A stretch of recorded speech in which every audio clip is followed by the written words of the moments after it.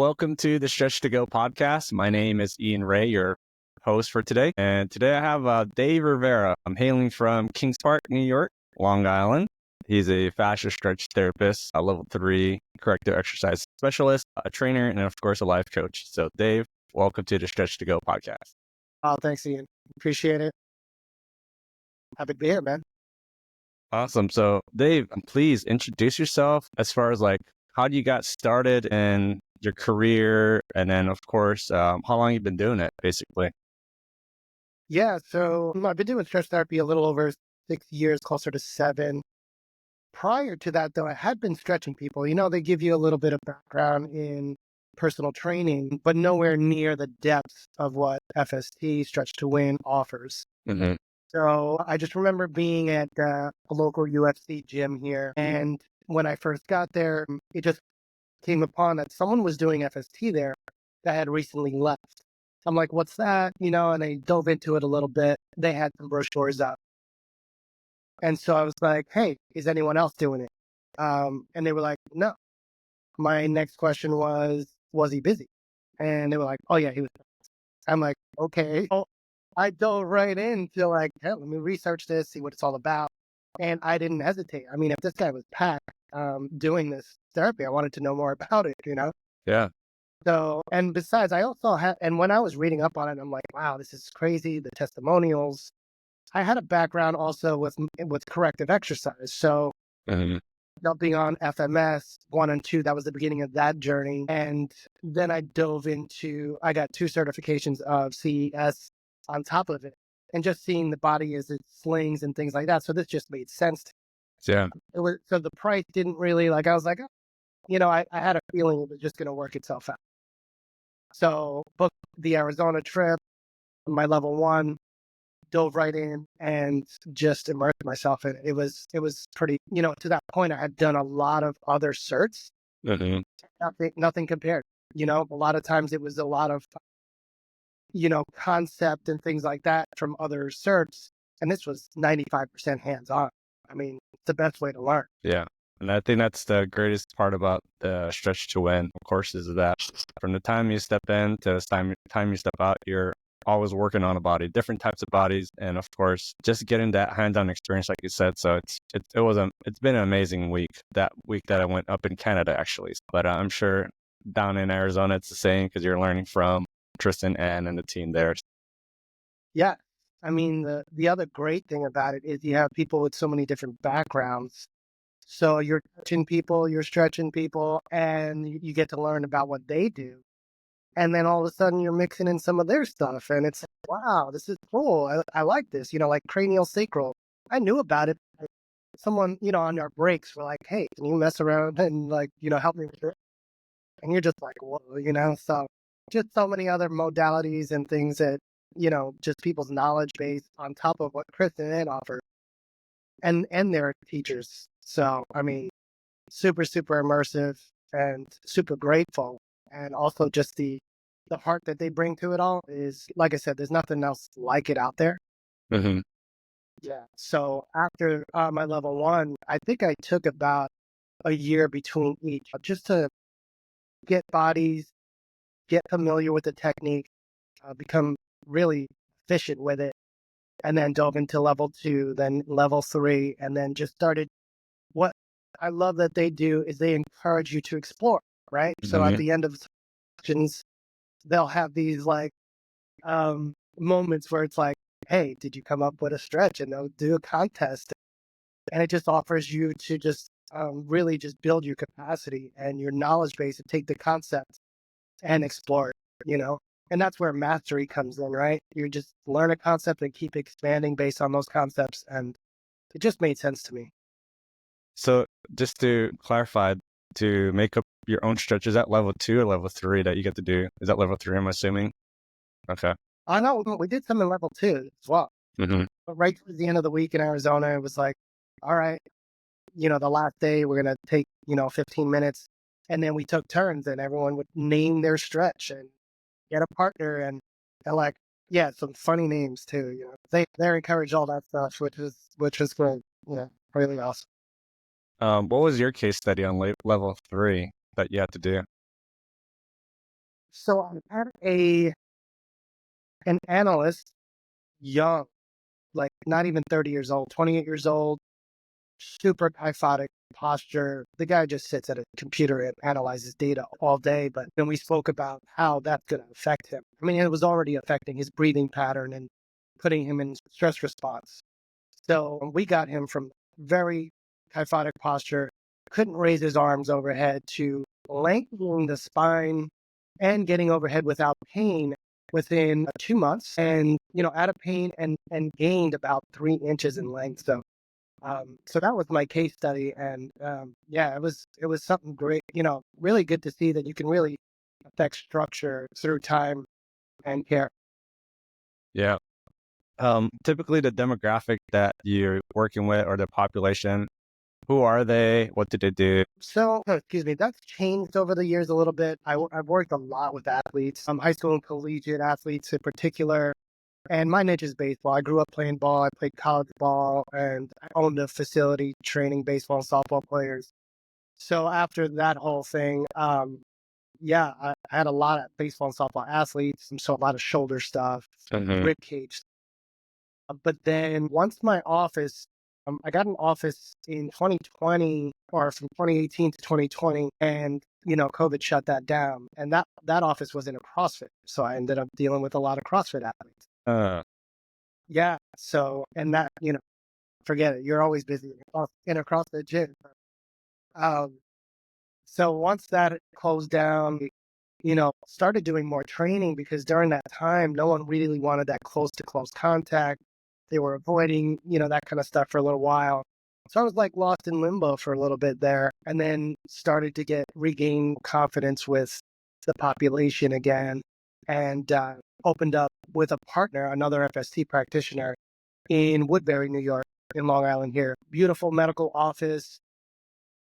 However, that lasted maybe a year before I decided to do it on my own, because I started to incorporate FST and corrective exercise. mhm. I felt bringing these worlds together changed the game for me. Plus, where I was, we weren't allowed to put signage. They had a lot of rules.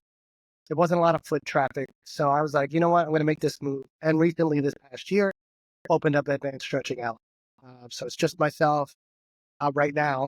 I do plan to grow it, but that changed the demographic a little bit more. So it's part of a wellness center. So they offer massage and trigger point, things like that. So, and acupuncture.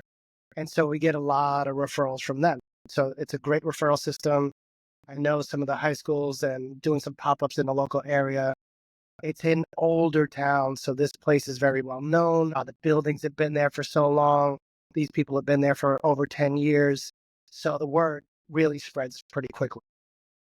So when you're looking to open at a different location, what were you doing as far as research? Like, did you want to open at a wellness center, or did it just happen to be at a wellness center? So yeah, that one just, I knew where I wasn't really providing much business. So I was currently thinking about doing something, looking at some spaces, obviously location. But Hmm. in that journey, it just so happened a couple of my clients and were going to this wellness center. They spoke highly of myself to the owner there. The owner had been thinking about opening a stretch lab. So I was like, well, let me head over, let's talk. And I actually worked for Stretch Lab for a while in that transition past 2020 and so on. And I led the team there. And that didn't last, it lasted maybe a year or so. Because I couldn't teach technique. We know, we're not supposed to be teaching FST, Hmm. but, but strategy, approach, how to handle certain clients, things like that was what I was able to teach the staff. But I just felt like right away everyone notices the difference.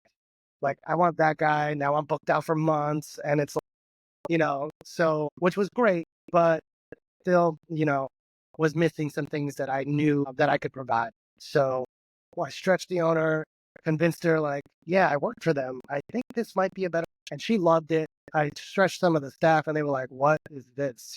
So yeah. So yeah, I just signed up a lease with them, and it's been great since. That's awesome. I know there's a lot of wellness hubs that I guess, don't have that fascia stretch therapy into it. They have massage and acupuncture, but just that specific niche of FST they don't have. So yeah, Sometimes I'm a little jealous of my massage people. I'm stretching someone, I see a restriction, I'm like, I want to massage this out so bad for you, but I can't. I can't. But at least I got the massage gun. yeah. Mm. So like corrective exercise specialist. I mean, I know you're a PT, a personal trainer, correct? Yeah. And so like I agree too. I find that it's important with the structure of your kinetic chain that and everything starts from the ground up. And you tell me what from the years of being a corrective exercise specialist, how does FSD help and I guess coincide with CES, like with the type of Yeah. work you're doing? So the formula that I've used is, obviously everything's based off a grade assessment. If you can do that, it tells you a ton. So you got to watch someone move. You talk to them too. You find out a little bit about their background as well, because you're a personal trainer as well. We talk to our athletes about their stress levels, how you sleep, all these things that are going to affect training. Well, it affects your movement too, right? So find out a little bit about them. So I do a movement assessment, a table assessment, joint by joint, and say, and this is how I help educate them as well, right? Like, hey, Hmm. you need 80 degrees of flexion in this area. Right now we're at 28, right? So uh, and we need this here. And they're like, really? Wow. And they just get curious. And so, yeah, a lot of times I'll look at back pain, and then you look at their overpronated right foot and how it's sending everything to their left. And there's no dorsiflexion in that foot. And we just start saying, hey, you don't have it here. You're going to move extra at the hip. You're going to, and then so on and so on. And then we help, correlate them and put a plan together, and this is how we work together. Education and just letting them know, right? And I'll even do some certain muscle testing on the test. I have a little background on that as well. Hmm. And where I'm like, hey, can you tell that this is weak? Oh my gosh, yeah. All right, well, try this. Does it feel stronger? Like, yeah, why is that? Well, it's the connection between this and it's just a lot of those wow moments that we give them that gets their buy-in. They're just like, wow. And they're appreciative because a lot of them feel like they haven't gotten that elsewhere. So it's really just about the care. Sure. Yes. And The more you care and you want the best for them, obviously they're gonna come back and say, all right, what else can you help me with? So that's very important. With your FSD journey, can you share with me some success stories, some wins that you've had in the past or currently of how FST has helped them? yeah, sure. I could think of three off the bat. Let's go like early FST, my most wow moment, and then a very current moment. So my first one, I had a swimmer who I was in one of my boot camps, and she was super lax in one direction, where she can do that internal, external hands grasping behind her head, Uh-huh. and the other side, like barely. I mean, couldn't do anything. By the end of the session, we opened up the pecs a little bit, the neck for sure. She had some stiffness there, and then I'm like, "Hey, let's try this again." She goes like, to go grab the hands, and she's clasping, and then she's thinking to herself like, "Wait a minute, was it is that my good side or my bad?" She was clasping both sides, and she could barely get, on the first thing. That was about a 30-minute session, and she was Yeah. just floored. What the heck? I was floored because it was new to me. So it was like, holy cow, this stuff is great. So that was that moment. And my next moment was actually when I was at Stretch Lab. I had a woman come in, couldn't speak. She had lost her voice and her ability to speak for years. It was almost a decade.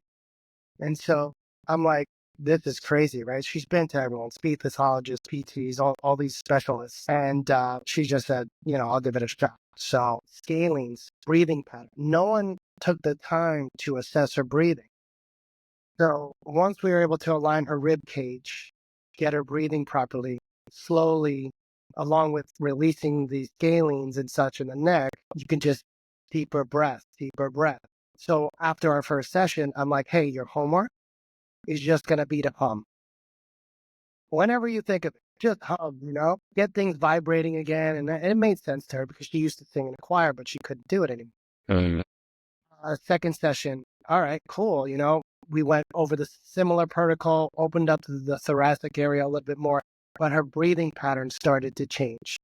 And then her homework there was give me the biggest sigh.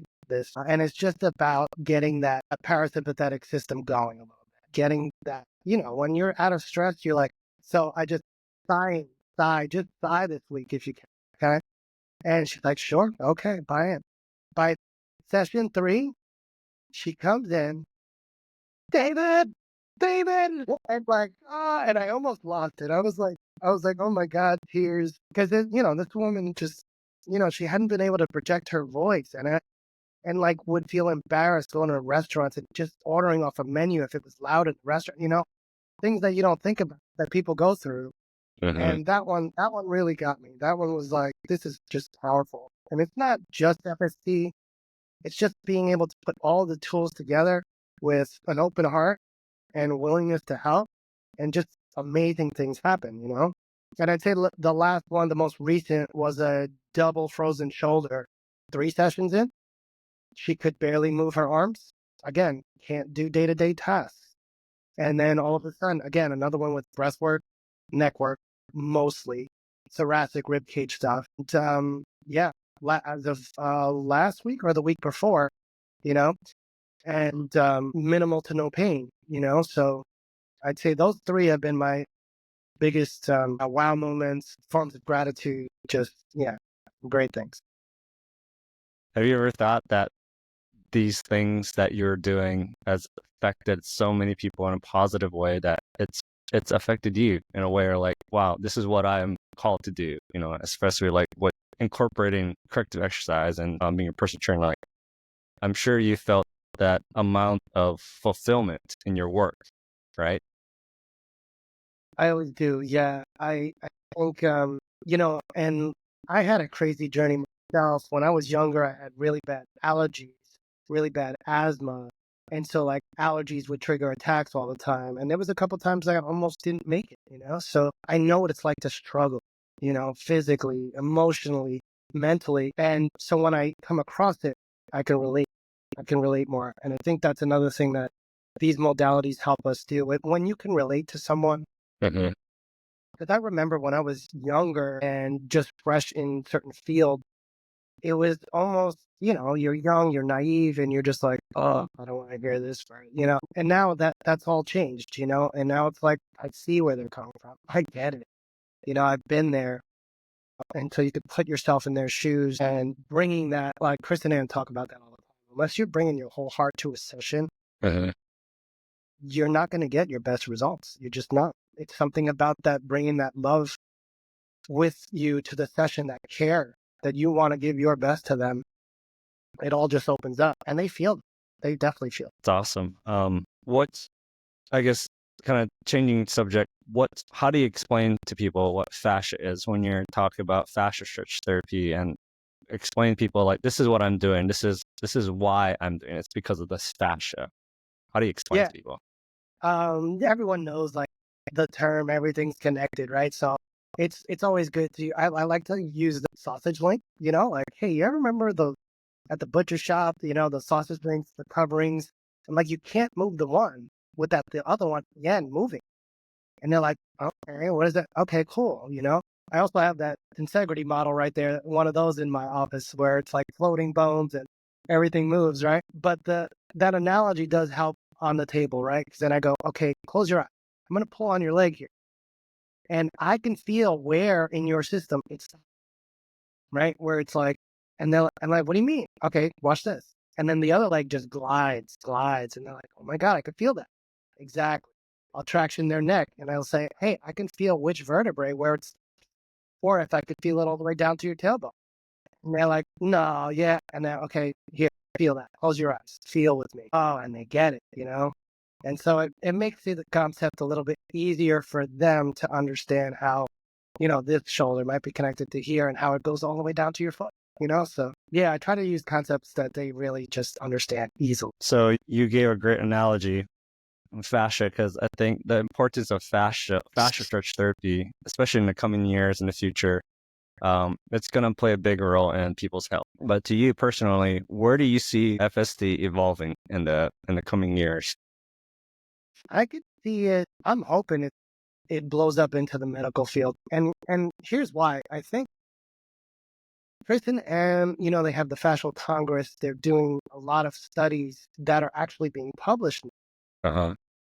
And the fact that everything's going corporate, I know a lot of practitioners that I've spoken to were nervous about it. And I'm like, no, this is great because they're going to build awareness. Those corporations have a lot of marketing dollars and they can build awareness. So now people know what stretch is. And I still think we're still on the cusp of that. But once more research comes out and what it can do, it can only go up. And the fact that more and more practitioners are going with different modalities, understanding how they can apply them together with FST, it's going to explode. And I'm hoping, I really do, because I do believe the clinic-based system is a little broken because of the fact I get a lot of people from PT that their insurance ran out. They just didn't like the experience, or they just didn't feel like they got that one-on-one care. So, I'll get a lot of people with knee pain, and those 5 people, let's say, all had the same protocol. But that's not how the body works, right? So I think if we can get that to the medical system field, and I do believe it's only a few years away, especially when more research comes out, because you can't ignore the research, right? Especially what Chris and Ann have done. It's the past 30 years of work that they have been, pushing this into the forefront of people. Absolutely. Saying, yeah, so there needs to be a breaking point that this is going to be accepted for a lot of people, saying this can treat, this can help with chronic issues. And I think it's going to also change the mindset as far as insurance things are concerned and things like that. Because people are afraid to go out of pocket, try something new until they feel it. Yeah. And so that's why it's important to get them on the table. So tell me since you started advanced stretching, LI, what have you found the most effective in growing your business? Now that in this wellness center, I know you mentioned about referrals within the wellness center, but what other avenues have you seen that's helped you grow in your business currently or in the past?